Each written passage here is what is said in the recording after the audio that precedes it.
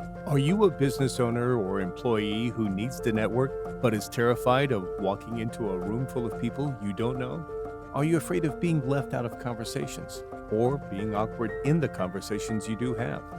Your tour guide, Faithann, is here to walk alongside you through the networking terrain, offering tips and tricks to network with ease. She'll also bring insightful interviews with successful business owners who have used networking to expand their businesses. Building relationships is the heart of networking, and generosity is the cruise ship that will navigate you toward those important relationships for your business or career. Grab your sunscreen and suitcase. Faithann is ready. Are you? Hello there, and welcome to the Networkers Tour Guide podcast. I'm glad you found the show. Networking is providing opportunities for others that they would not have except for you, so that you have standing to ask for opportunities from people when you need them. How do we create opportunities for others, and how do we ask for those same opportunities? Well, that's what this podcast is all about. It's what I'm here for. Let's dive into episode 51. Well, hello, listeners. I am Faithann, the Networkers Tour Guide. If this is your first time coming to the podcast, welcome. Get ready for some networking tips and tricks that you can use the day you hear this. You can take it to your next networking meeting, your next one-to-one, or your next referral conversation. And if you are a regular listener, thank you so much for coming back to this podcast. This episode is a solo episode, and we're going to continue on with our series of our networking building. So in episode 48, we talked about tact, the very bottom floor of your networking building. And if you can maintain some tact, you get to go up to the second floor of rapport. And we talked about rapport in episode 50. And then if you can build rapport, you get to move up to the third floor, trust and credibility. We also talked about trust and credibility on episode 50. Well, now we're ready to go up to the fourth floor of referrals. If you are just coming to this episode for the first time, when you're finished with this one, go back and listen to episode 48, tact, the first floor of networking success, and then grab episode 50, rapport and trust, the second and third floors of your networking building. And then we'll be doing the fifth floor, revenue to your business, in the next episode. Referrals are the cornerstone of networking. And my definition, you heard it at the beginning of this episode, networking is creating opportunities for others that they wouldn't have except for you, so that you have standing to ask for opportunities. So here's where the opportunities now realize themselves. So all the work that you've done so far to be tactful and kind, build rapport, get that trust and credibility, it's so that we can get to this fourth floor referrals. And so when we receive a referral, the first thing that I would say, let's talk about receiving referrals first. Generally, when you receive a referral, there's been a lot of work that's gone into that. Rarely is it that you walk into a networking meeting and you leave with a referral. Most of the time, you're building relationships, building trust, credibility. Now you have that referral. So I think the first thing that you should think about when you receive a referral is pat yourself on the back, because you have done some work to receive that. Good job. Excellent. Now, you have been given something very special. Somebody has put themselves on the line to refer you. They either have put their reputation on the line because they're referring somebody close to them to you, or they're putting themselves on the line. They're taking a chance if they decide to use you personally, to hire you personally, or buy your product for themselves. Either way, there's a touch of risk involved. Receive your referrals with, think of them as treasures, as valuable. Do not discount the referrals you receive. So you're going to recognize the work that's gone into getting to this floor. It's work, and congratulations, really, congratulations. Treat it like a treasure. So we're going to thank the person who sent us the referral. Thank you so much, Mary. This referral means so much to me that you would trust me with this. Thank you. Follow up on the referrals you receive. Do not let them sit out in no man's land for a week. A week may seem like, oh gosh, Faithann, a week, that's not long. Well, in referral land, it kind of is, okay? 1 day, 2 days, 3 days at the very most. We want to get to those referrals right away. And we want to know when our networking friends and business owners are referring us, when we get ready to reach out to that person they have referred. And we're going to do this very, very soon. Very soon. We want to know as much as we can about this person. That's going to help us have a great conversation with them when we call them or email them or text them. We want to know, okay, what's the background? Tell me everything you can about Bob, because I want to be able to help Bob in the way that he feels most supported. So what can you tell me? Okay, the more you can know about this referral, the better. How does Bob want to be contacted? That's a very important question. How does Bob want to be contacted? Am I waiting for his call? Does he want me to call him? Does he want me to email him? Does he want to text? How would he prefer we take this from here? Or how would you prefer that I deal with your brother Bob, Mary? Mary, thank you so much for this referral. It means so much to me. Now, tell me what you can tell me. Tell me everything you can about Bob, his interest in talking to me when it comes to XYZ. And then how should I reach out to Bob? What's going to be the easiest for Bob? Let me know, because that's what I want to do. And then give Bob the best service that you can, or if it's a product, make sure that product is delivering on the promises. If you win the business, then make sure that whatever you've promised is what that person is getting. Because it's not just Bob you're dealing with Mary too. So if you do not deliver a good experience for Bob, Mary's going to hear about it, and we don't want that. A few years ago, we did a window cleaning job for a realtor, and it didn't go like we'd wanted it to. And so what I did before we were finished, I let that realtor know, hey, the client wasn't happy, and it wasn't anyone's fault. It wasn't our fault. It wasn't the client's fault. It just didn't go how I wanted it to go and how my husband Dave wanted it to go. And so sometimes that does happen, and you get ahead of it. So if you finish your service or you deliver your product and there's any hiccups, of course you want to work to smooth it out with your client and get ahead of it by telling the person who referred you the business, thank you again, Mary, for sending Bob to me. I wanted to let you know what happened when we were helping Bob. This little hiccup came about, and this is what we did about it, and we worked really hard to smooth things over with Bob.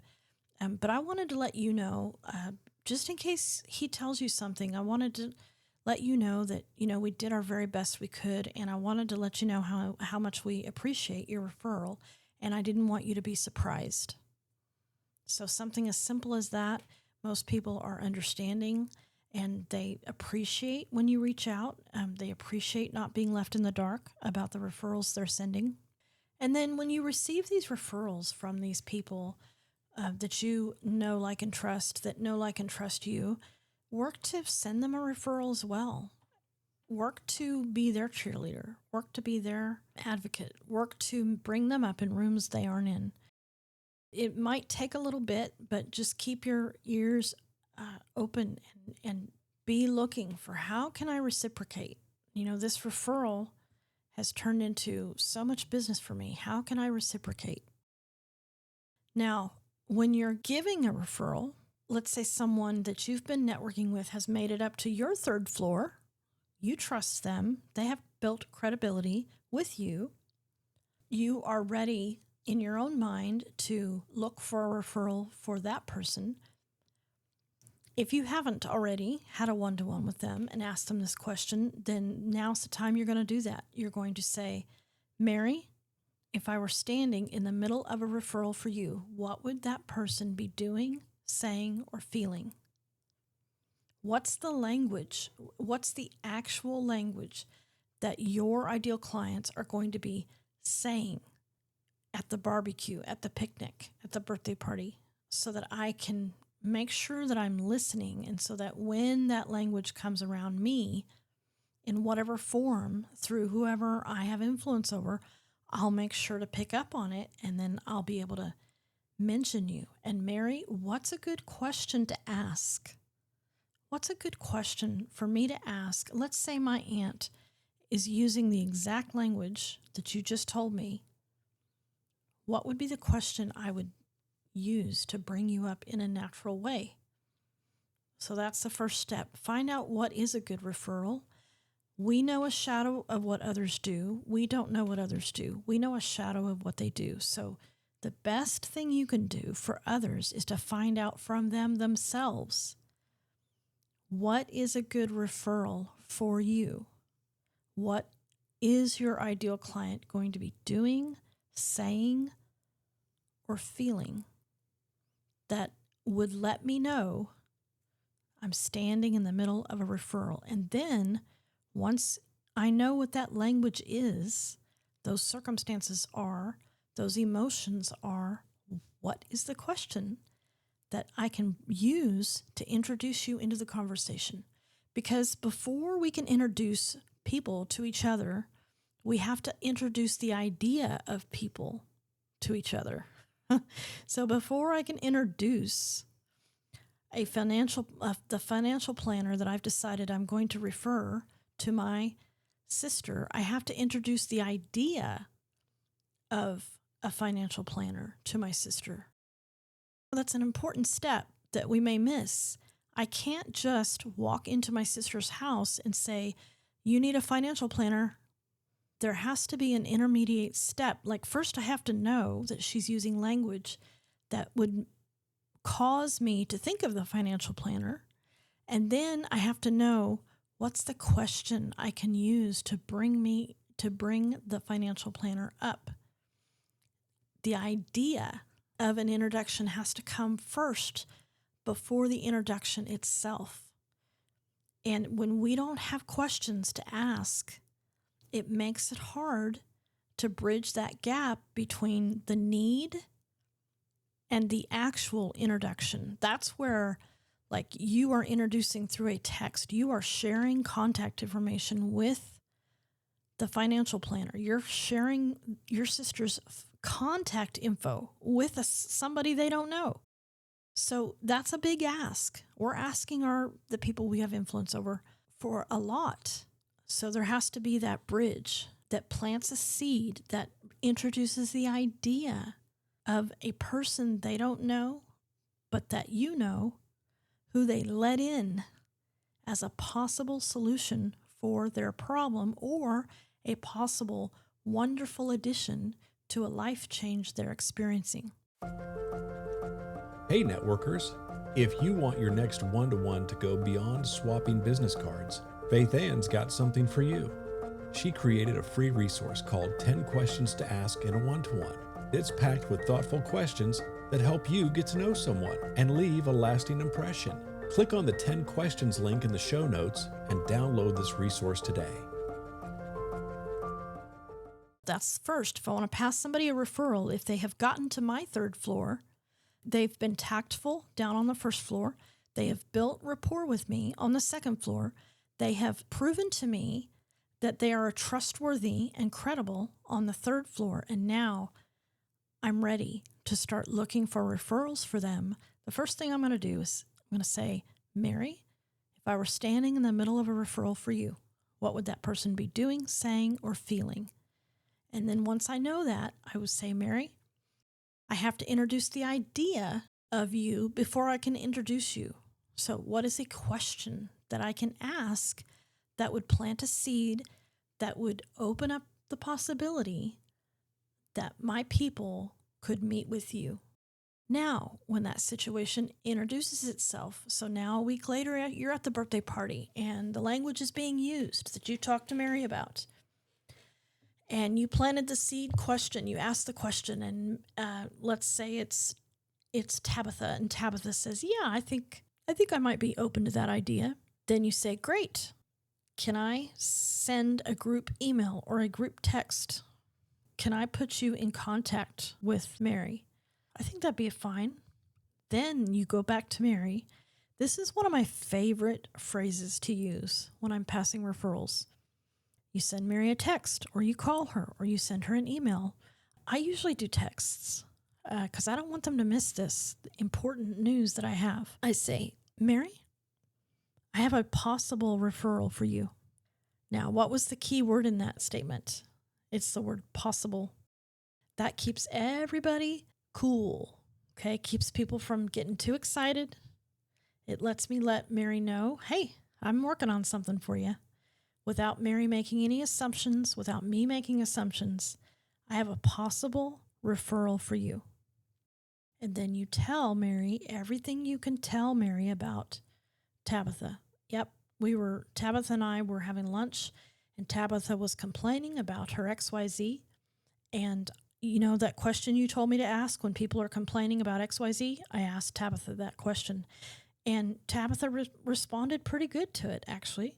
And then I asked permission to introduce you to Tabitha, and she said that'd be fine. And I asked Tabitha, well, how would you like for me to put you in contact with Mary?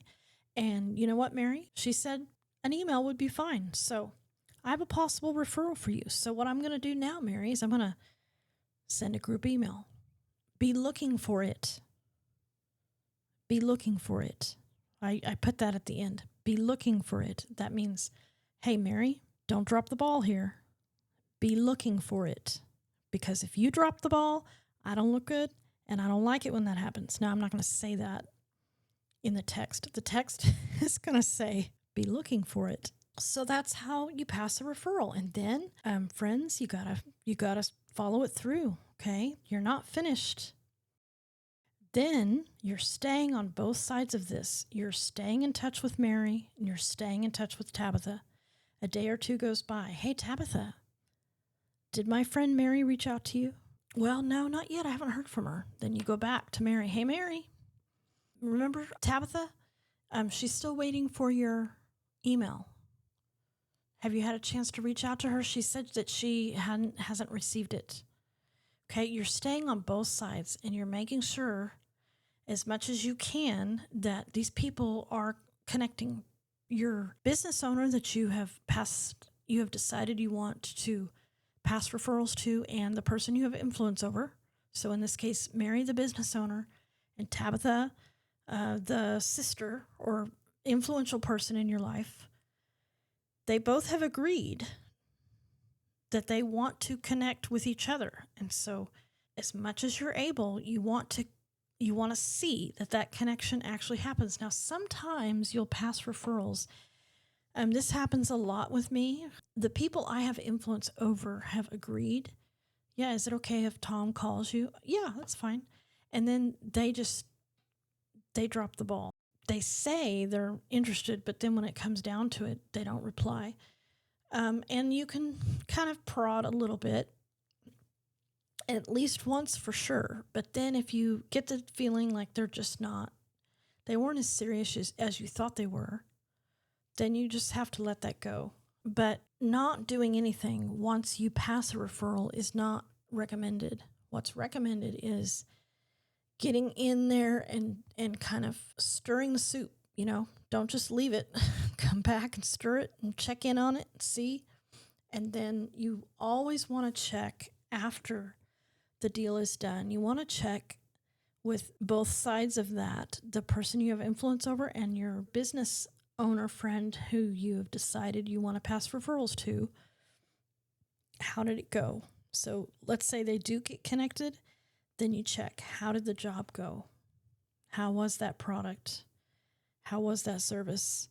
If either side of that didn't go well, that's something you want to know, because if the business owner didn't provide a good service, then maybe you're not going to refer. Maybe the business owner is not going to get a second chance, especially if the business owner doesn't follow up.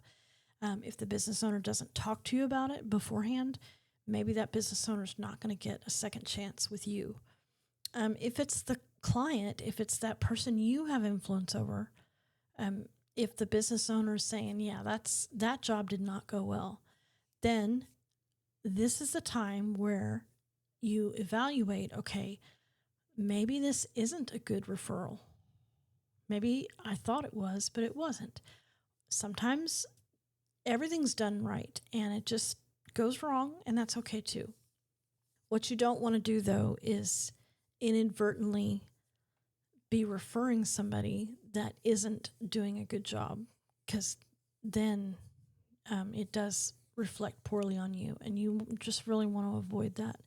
And you don't want to make it a habit of sending people to the business owner friends you have who aren't good referrals either. The two main things that we want to remember when we are receiving referrals is we want to be grateful and treat them like treasures, and keep the person who referred the job to us in the loop as to what's going on. Keep them in the loop as to how the job went, how the job is going, and that will even build more rapport, and they will continue to send you referrals if they know that you're going to do a good job, and you keep them in the loop and you're grateful and you get to that referral quickly. It may be that they have to wait 2, 3, 4 weeks for you to service them, and that's fine, but we want to reach out to them right away, within a day or two at the most. If we're on vacation or something, that's something you let the person who referred their aunt or their sister to. Thank you so much, Mary, for this referral. It really means a lot to me. I'm on vacation, and I'm going to send your referral a quick email saying, thank you for reaching out, and I'm going to let her know that I'm on vacation and that when I return, I will be getting with her. So keep the people who are sending you referrals informed about how it's going, especially if you can't get to it right away. Okay, and then when you're passing referrals, you are finding out what makes a good referral for someone, because we only know a shadow of what people do. We do not know the full scope, and we don't usually understand when we're standing in the middle of a referral for somebody unless they tell us. We introduce the idea of an introduction before we have the introduction.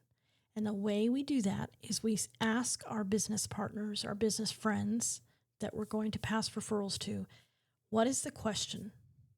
When I'm standing in the middle of a referral for you, what is the question that I can use to bring you up in a natural way that's not going to cause my aunt's guard to go up and say, no, wait a second, Faithann, what are you doing?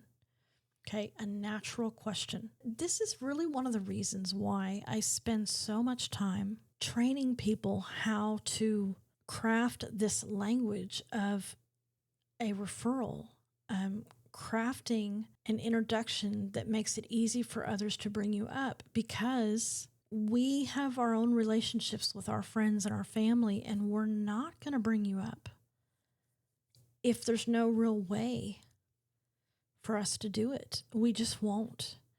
So I think sometimes we can forget that we're kind of asking a lot of people. If people aren't directly asking us, who do you know who can clean my carpet? My dog threw up on it yesterday.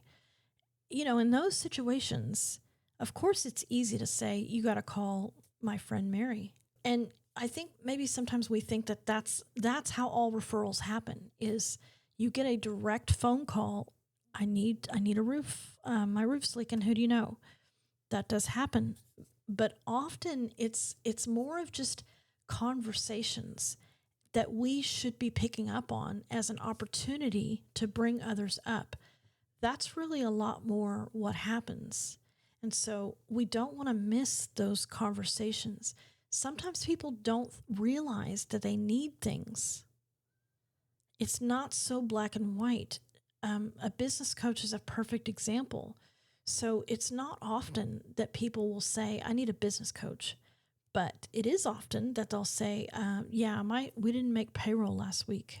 I'm spending so much time in front of my computer, and my scheduling, and it's just driving me nuts.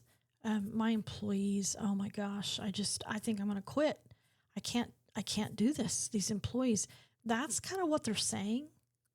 It's not really direct, because when we admit that we need things, we're having to admit a weakness. And I do feel like I've talked about this before, so I may be repeating myself, but during those moments where if we can educate others as to what our clients are doing, saying, or feeling, and then give them a question to ask, then they're much more likely to consider this opportunity. Have you considered talking to somebody that really can give you an outside perspective on a way to simplify your business? I mean, I don't know. I'm not a business coach, so there may be a better question, but that just comes to mind. So you have the question, and then when you find yourself standing in the middle of a referral for somebody that you are willing to refer, introduce the idea of an introduction. Then you get the green light for the introduction. Ask the person, how would you like for me to connect you with Bob? And then you go over to Bob and you say, hey, Bob, I have a possible referral for you. And you explain, give Bob a lot of information. My aunt has agreed to a group email. So what I'm going to do is I'm going to connect you through an email. Be looking for it. Okay. And then you wait. You can wait a day or 2 or 3. And then you're going on both sides of that. You're talking to your friend. I can't remember who I just said it was, but that person, you're talking to Bob. You're going back and forth. Hey, did you have a chance to connect with Bob? Hey, Mary, have you heard from Bob? Hey, Bob, did my friend Mary get back with you? Okay. And at least we can, get information that way as to how it's going. And then we want to follow up with the referrals that we have passed to others. And we want to follow up. How did it go? Hey, Mary, how did it go? Did Bob do a good job for you? No, Faithann, Bob did a terrible job. Oh, I'm so very sorry. I'm really sorry. What happened? And you listen and you accept the complaining, and you may go back to Bob and say, Bob, Mary wasn't happy with the job you did. I've had to do that before. And then we carefully consider, are we going to continue to refer Bob? So there is your 4th floor, referrals. Referrals are treasures. I think I'll end with this last thought. If you're in an industry exclusive group and you're trying to grow and you're getting resistance to new members joining your group, it could be that the new business owner or new to networking just really can't understand the power of referrals. They can't put themselves in the future. They can't see themselves 6 months from the day that you're asking them to join, where 10, 15, 20 other people are out and about and listening for opportunities to refer him or her. So that's something that you'll need to contend with if you're wanting people to join a weekly industry exclusive group. I guess really any group.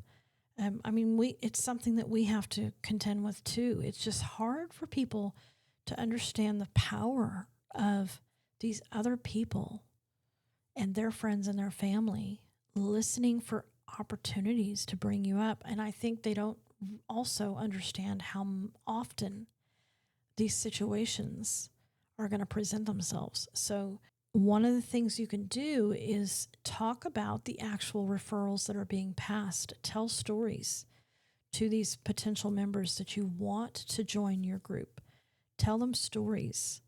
Even during the meeting itself, you can highlight referrals. One of the things that I encourage the organizations who've joined my calendar, Premium OKC Networking, to do is to come into the platform and talk about real referrals. Like tell the stories of referrals, because they are powerful. We were one introduction away from our largest window cleaning client, and that introduction came through networking. Networking saved our window cleaning business through 2020. So They are powerful, and sometimes people need a little help understanding how powerful they can be. And they are kind of like dynamite. You know, dynamite is powerful, but you got to be careful with it. Same thing with your referrals. They're treasures, and they need to be handled gently, delicately, and with a lot of eyes on the process as you move from introducing the idea of a referral to one of your business owner friends, receiving money from a job that because you opened up a door for them. A lot of care and concern through that process needs to happen. Don't take it for granted when you receive a referral. Don't take it for granted when you have the opportunity to pass a referral. Be diligent in the process, whether you're giving or receiving, and you'll have the reward at the end. Go network, my friend. And if you're on that 4th floor and you have received referrals, congratulations. Very, very well done. You've been listening to the Networkers Tour Guide podcast with Faithann. Share this episode with a friend and be sure to come back next week for more networking tips and tricks from the Networkers Tour Guide.